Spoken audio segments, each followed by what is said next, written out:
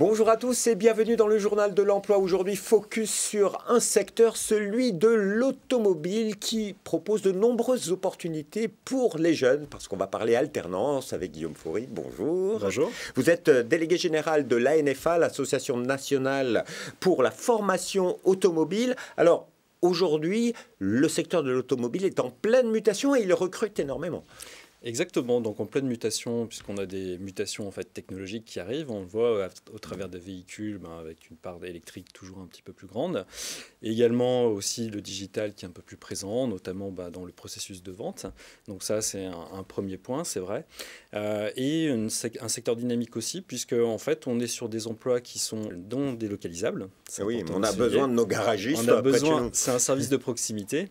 Et il y a quand même un parc de véhicules aujourd'hui en France de près de 40 millions d'automobiles à maintenir, dont il faut s'occuper. Donc, il nous faut des jeunes. Combien de jeunes vous formez chaque année? Alors, en fait, on a, donc ça progresse d'année en année, on est sur une base de 70 000 jeunes donc, qui sont en formation et une part 40 000 qui sont en alternance.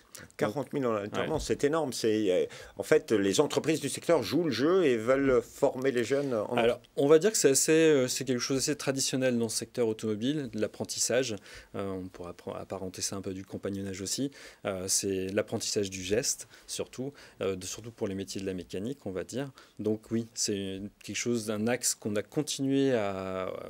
On a suivi la tendance nationale ces dernières années, une augmentation de l'alternance, et c'est très prégnant chez nous. Oui. Alors, une alternance, on dit que c'est la voie royale vers l'emploi et les jeunes sont embauchés, la plupart, dans l'entreprise où ils ont fait leur alternance ou d'autres? Alors, complètement. En fait, on a un taux d'insertion en fait, qui est extrêmement fort, hein, qui est de l'ordre de 90%, on va dire, en moyenne, sur les métiers sur lesquels on forme. Donc, c'est vraiment la voie royale pour l'emploi, pour un jeune qui voudrait nous rejoindre. Alors, quand vous dites sur les métiers sur lesquels on forme, c'est-à-dire que l'ANFA propose différentes formations. Quels sont les grands corps de métier?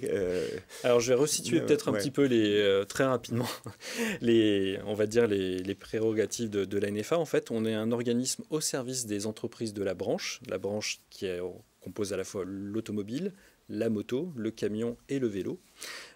Et en fait, on agit en support de toute cette branche-là sur les sujets de la formation et notamment sur l'ingénierie des certifications, donc les diplômes qui sont créés vraiment par notre profession pour les jeunes, pour les personnes dans notre filière. Et notre rôle, en fait, est vraiment d'accompagner aussi les organismes de formation. Donc, c'est-à-dire qu'en fait, on ne forme pas directement. Par contre, on donne tout un support, notamment financier, pour s'équiper un bon nombre de CFA, également de lycées professionnels. Parce qu'aujourd'hui, il y a une vraie révolution avec l'électrique qui arrive partout et le digital.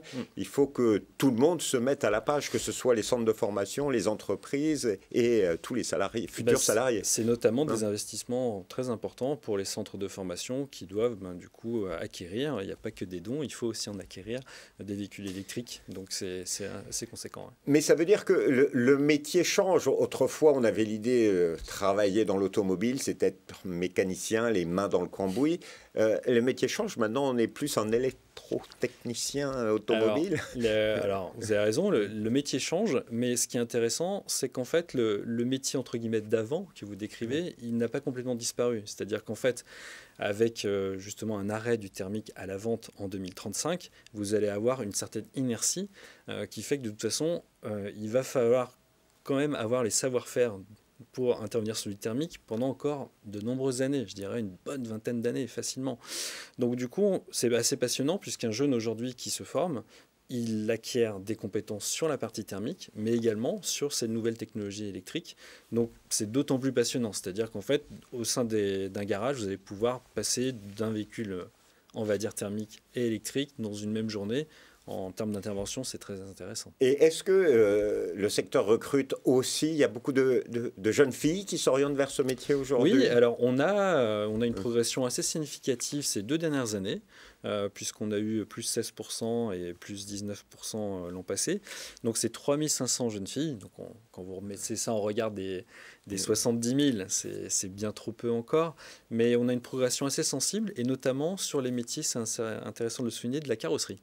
Donc carrosserie peinture, où on a une proportion de femmes qui s'affirment un petit peu plus dans ces métiers-là. Parce que donc carrosserie peinture, mécanique et formation au niveau de l'électrique, vous formez à tous les métiers que l'on peut trouver dans un garage.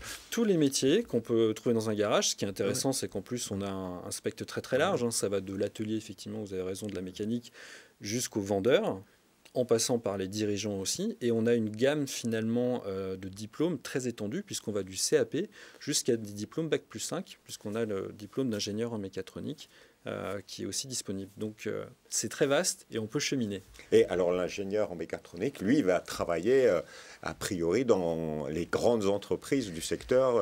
Alors, son nom peut laisser penser cela, mais il est vraiment développé pas pour l'amont, on va dire, de la filière, qui est plus les constructeurs, mais vraiment pour l'aval. C'est-à-dire qu'en fait, c'est des personnes qui ont une capacité en fait, à organiser aussi des ateliers. Aujourd'hui, vous avez des groupes de distribution qui deviennent de plus en plus gros.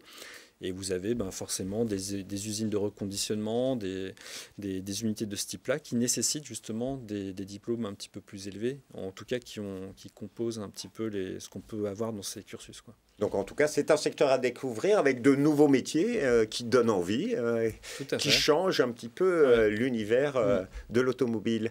Monsieur Faury, merci infiniment.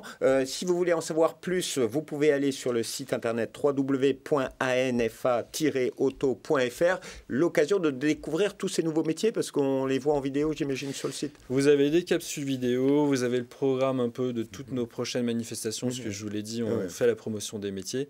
Donc voilà, n'hésitez pas à vous connecter. C'est un grand centre de ressources sur nos métiers.